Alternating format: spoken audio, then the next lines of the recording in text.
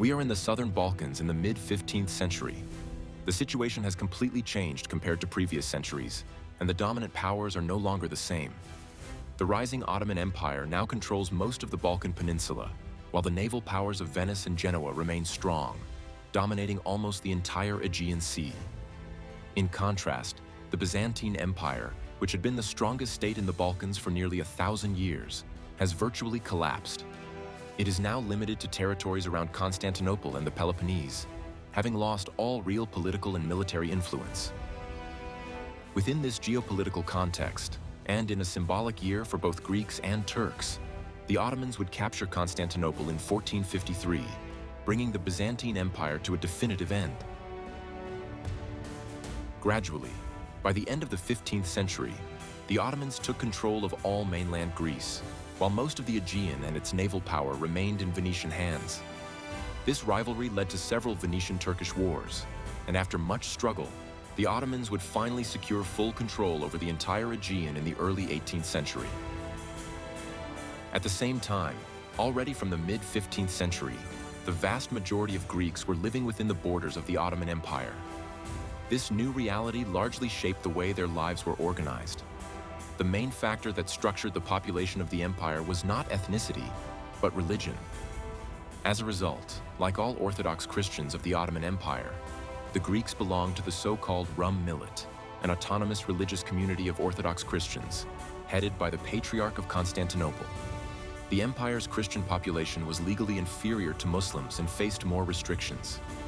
Nevertheless, they had the right to freely practice their faith and enjoyed a significant degree of autonomy, mainly through their organization into local communities, which regulated many aspects of daily life.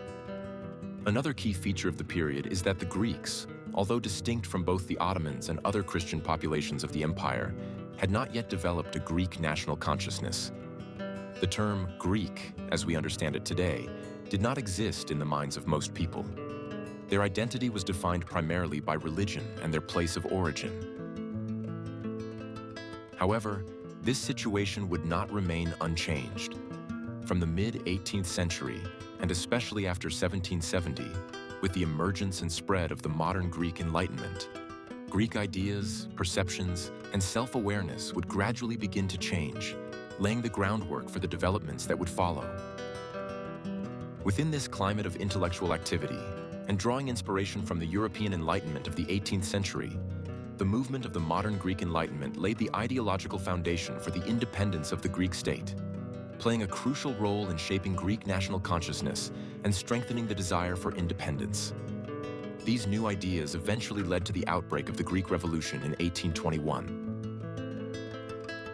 However, besides ideological preparation, a revolution needs organization and favorable conditions in order to succeed. For this reason, in 1814, the nationalist organization Megali Idea was founded, aiming to prepare the revolution both militarily and financially. The main opportunity appeared thanks to the existence, from the late 18th century, of a semi-autonomous state within the Ottoman Empire that was becoming increasingly hostile to the central authority. This state was the Pashalik of Ioannina, ruled by Ali Pasha. In 1820, Ali Pasha's strong desire for full independence eventually led him to war against the Ottoman Empire. Still, the Ottomans quickly managed to confine him to an area around Ioannina. 1 year later, in 1821, the circumstances seemed ideal for the outbreak of the revolution. Seeing a significant part of the Ottoman army occupied in Epirus against Ali Pasha, the Greeks felt that the right moment had arrived. Believing that the Ottomans would not withstand yet another front and expecting Russian assistance, the Greeks declared the revolution in the autonomous provinces of Moldavia and Wallachia, which belonged to the Ottoman Empire. The goal of the uprising was twofold. On the one hand, it aimed to get the Christian population of those regions to rise up against the Ottomans, hoping this would bring Russian support, and on the other, to trick the Ottomans so they would be caught unprepared when the main revolution broke out in southern Greece. Despite the Greeks' hopes, the revolution in Moldavia and Wallachia did not succeed. The rebels failed to gain the support of the local population, and the Ottoman army reacted quickly, while Russia did not support the movement. However, this was no longer very important, because the revolution in Greece had already begun. In March 1821, the revolution broke out in the Peloponnese and very quickly spread to other regions. It is important to note that uprisings took place throughout the Greek lands. But only in southern Greece the revolution was able to survive. As a significant part of the Ottoman army was still engaged in Epirus, fighting against Ali Pasha, the revolutionaries rapidly took control of the countryside and began besieging fortified towns and castles, such as Tripolitsa, Patras, and Corinth, where many Ottomans were hiding. In September 1821, after 5 months of siege, the Greeks captured Tripolitsa, an important base for controlling the Peloponnese and securing the revolution. 3 months later, from December 1821 to January 1822, the leaders of the revolution met in Epidaurus, where the first National Assembly of the Greek nation took place, during which Greece declared its independence from the Ottoman Empire. At the same time, in January 1822, the Ottoman army in Epirus defeated Ali Pasha and destroyed the Pashalik of Ioannina. After that victory, the Ottomans were free to turn their forces against the Greek Revolution. However, crushing the revolution proved far from easy. The most important Ottoman campaign of 1822 was led by Mahmud Pasha Dramalis, who gathered a large army in Larissa with the aim of marching against the rebels. In July 1822, Dramalis advanced into Boeotia and Attica without facing any resistance and occupied Corinth. From there, he moved toward Argos, where he met strong Greek resistance. Because his army soon ran out of food, he was forced to retreat back toward Corinth. As a result, he failed to advance toward Tripolitsa, one of the key centers of the revolution. During his retreat, he was confronted by the Greeks at the Battle of Dervenakia, where, under the leadership of Theodoros Kolokotronis, they trapped and defeated the Ottoman army. Despite Dramalis' failed campaign, the Ottomans did not give up and continued their operations against the Greeks. In the final months of 1822, they attempted to capture the city of Messalonki, but they were pushed back and forced to retreat to Epirus. The following year, in 1823, they launched 2 smaller campaigns, but neither of them succeeded. At the same time, even with the revolutionaries' military victories, the situation within the Greek camp was far from stable. From the start of the uprising, there had been strong competition for power between political and military leaders. The most influential politician of this period was Alexandros Mavrokordatos, while the leading military figure was Theodoros Kolokotronis, who had gained significant power after his military achievements. Around these two men, the rival factions were formed. In 1823, after the Greeks had largely repelled the Ottoman threat, they turned openly against each other. In April of the same year, the Second National Assembly took place in Astros, where the politicians prevailed and restricted the powers of Theodoros Kolokotronis and the other military leaders who supported him. This development intensified the rivalry between the opposing factions and led to open conflict, resulting in a civil war among the Greek revolutionaries in the autumn of 1823. As a result, the dissatisfied military leaders gathered around Theodoros Kolokotronis and, with Tripolitsa as their base, confronted the government of Georgios Kountouriotis, a politician closely aligned with Alexandros Mavrokordatos. After a series of battles, the Kountouriotis government prevailed in the summer of 1824 and granted amnesty to its political opponents. Nevertheless, tensions did not subside, and very soon they led to a new civil war. This time, the dividing lines were primarily regional. Military leaders and several politicians from the Peloponnese, feeling wronged, united against the government of Georgios Kountouriotis, launching a second civil war. Once again, the Kountouriotis government prevailed in early 1825. At the European level, from the very beginning of the Greek Revolution, the great powers adopted a negative stance toward it and condemned any attempt to weaken or dismantle the Ottoman Empire. This is easily explained if we consider that, after the end of the Napoleonic Wars in 1815, the European powers opposed any revolution that could disrupt the balance of power on the continent. Thus, in 1821, Austria, France, and especially Britain feared that Russia might intervene on its own in favor of the Greeks, thereby increasing its influence in the Eastern Mediterranean at the expense of the other powers. This fear ultimately led Britain to shift its policy and recognize the Greeks as belligerents in 1823, seeing economic opportunities and wanting to prevent potential Russian expansion in the region. At the same time, on the other side of Europe, the Ottoman Empire, realizing that it was struggling to suppress the revolution, sought assistance from the powerful but formally subordinate ruler of Egypt, Muhammad Ali. In return, the Ottomans promised him Crete and the Peloponnese. Following this agreement, a powerful Egyptian fleet led by Ibrahim, the son of Muhammad Ali, sailed from Egypt with the aim of suppressing the Greek Revolution at a time when Greeks were deeply divided by civil war.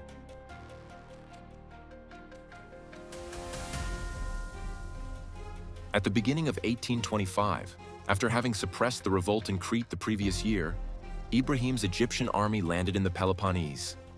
His troops moved fast and took control of many areas, including Tripolitsa, one of the most important centers of the revolution.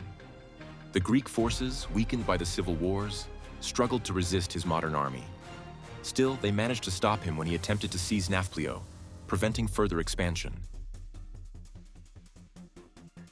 In late 1825, Ibrahim advanced toward Messalonki, which had been under Ottoman siege by Q-Tachas since April of the same year. After a year of siege, the city fell in April 1826. The Ottoman forces then marched toward Athens, while Ibrahim returned to the Peloponnese to continue his campaign.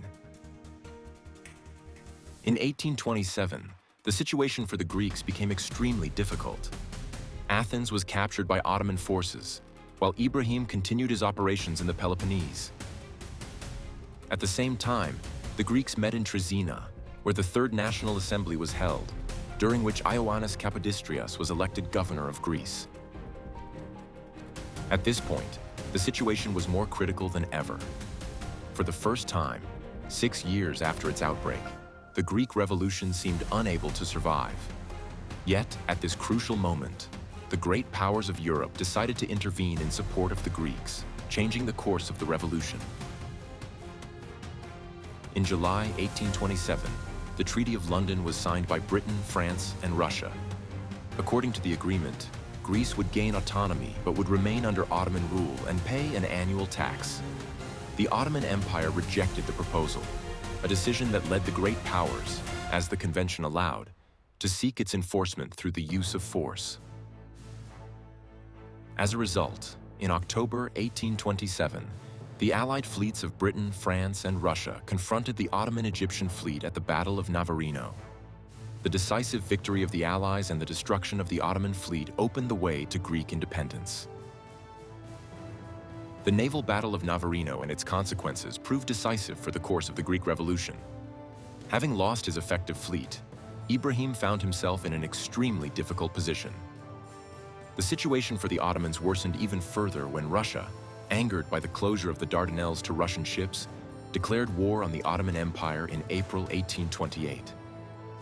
With the outbreak of war with Russia, the Ottomans were placed in a state of desperation. They were no longer able to focus their efforts on suppressing the Greek Revolution. In August 1828, Britain reached an agreement with the ruler of Egypt, Muhammad Ali. According to this agreement, Ibrahim's Egyptian army would withdraw from the Peloponnese. At the same time, the great powers decided to send a French expeditionary force to the Peloponnese in order to hasten Ibrahim's withdrawal. In the meantime, the Greeks took advantage of the Ottoman preoccupation with the war against Russia and managed to recapture central Greece from Ottoman control. In 1829, the road to Greek independence was now wide open. The defeat of the Ottoman Empire in the war against Russia forced it to accept Greek autonomy through the Treaty of Adrianople. This autonomy, however, fell short of the revolutionaries' goals, as they were now seeking full independence. At the same time, Britain feared that, after Russia's victory over the Ottomans, an autonomous Greece might fall under Russian influence. For this reason, in February 1830, Britain decided to take the next step and, together with France and Russia, signed the London Protocol, which officially recognized the full independence of Greece. After 9 years of fighting, the Greek War of Independence finally came to an end. The Greeks became the first Balkan nation to gain independence from the Ottoman Empire, at least partially, since the majority of the Greek population continued to live outside the borders of the new state. The sense of enthusiasm was great, yet the challenges facing the newly established Greek state were equally serious. The country was in an extremely difficult economic condition and exhausted after 9 consecutive years of war. Moreover, the internal rivalries that had marked the revolutionary period did not disappear with the creation of the state. The conflict between the governor of Greece, Ioannis Kapodistrias, and prominent figures of the Greek Revolution ultimately led to his assassination in September 1831. This was followed by a new period of anarchy and political instability, during which the great powers of Europe once again intervened in Greek affairs. The assassination of Kapodistrias and the unrest that followed were presented in European capitals as an opportunity to establish a monarchical regime in Greece, in line with the political system prevailing across Europe at the time. Thus, in May 1832, the great powers selected the 17-year-old Otto, son of Ludwig of Bavaria, as King of Greece. A few months later, in the summer of the same year, the Treaty of London and the Treaty of Constantinople were signed, officially recognizing Greece as an independent kingdom and extending its borders further north. In this way, Greece became a monarchy in 1832, and the new king, Otto, arrived in the country in early 1833. However, because he was still underage, he was unable to rule on his own. For this reason, a council of Bavarian officials was established to govern the country as a regency until Otto came of age. 1 year after the arrival of the Bavarians, in 1834, the capital of the Greek state was moved from Nafplio to Athens, in order to emphasize the connection between the modern Greek state and ancient Greece. In 1835, Otto came of age and officially assumed his royal duties. During the period of the Regency, as well as in the years that followed under Otto's rule, political life in Greece was dominated by the so-called foreign parties: the British Party, the French Party, and the Russian Party. As their names suggest, each party aligned itself with the great power it believed could best serve the interests of the Greek state. As mentioned earlier, in 1835 the Regency came to an end and Otto assumed full power. The system of government, however, was an absolute monarchy, which caused serious problems at a time when demands for a constitution were becoming increasingly strong. Greece's inability to repay the loans it had taken out in previous years led Otto to impose austerity measures, which caused widespread dissatisfaction among the population. Once again, the economy was in very poor condition, and Otto's absolute rule came to be seen as a major obstacle to the effective functioning of the state. In this climate, on September 3, 1843, the people of Athens gathered outside Otto's palace and demanded the granting of a constitution. At first, Otto was hesitant, but the persistence of the demonstrators eventually forced him to concede. With the granting of a constitution, the period of Otto's absolute monarchy came to an end. In an atmosphere of enthusiasm, the National Assembly adopted the constitution, and in March 1844, Otto swore to uphold it, marking the beginning of the era of constitutional monarchy in Greece. Beyond the adoption of the constitution, however, a crucial idea also emerged in the National Assembly: that Greece was a small and poor state, including only a small part of the Greek population. The goal of the new state, therefore, was expansion into all regions inhabited by Greeks, in order to bring them within its borders. This vision became known as the Megali Idea, and would form the central pillar of Greek foreign policy until 1922. It is therefore clear that the Greek state had not only been established, but it also laid the ideological foundations for future expansion, using the presence of Greek populations outside its borders as a means of legitimizing its ambitions. But what path would Greece follow in the second half of the 19th century and throughout the 20th century? How would it manage to expand its territory and take the shape we recognize today? These are questions we will explore in a future video.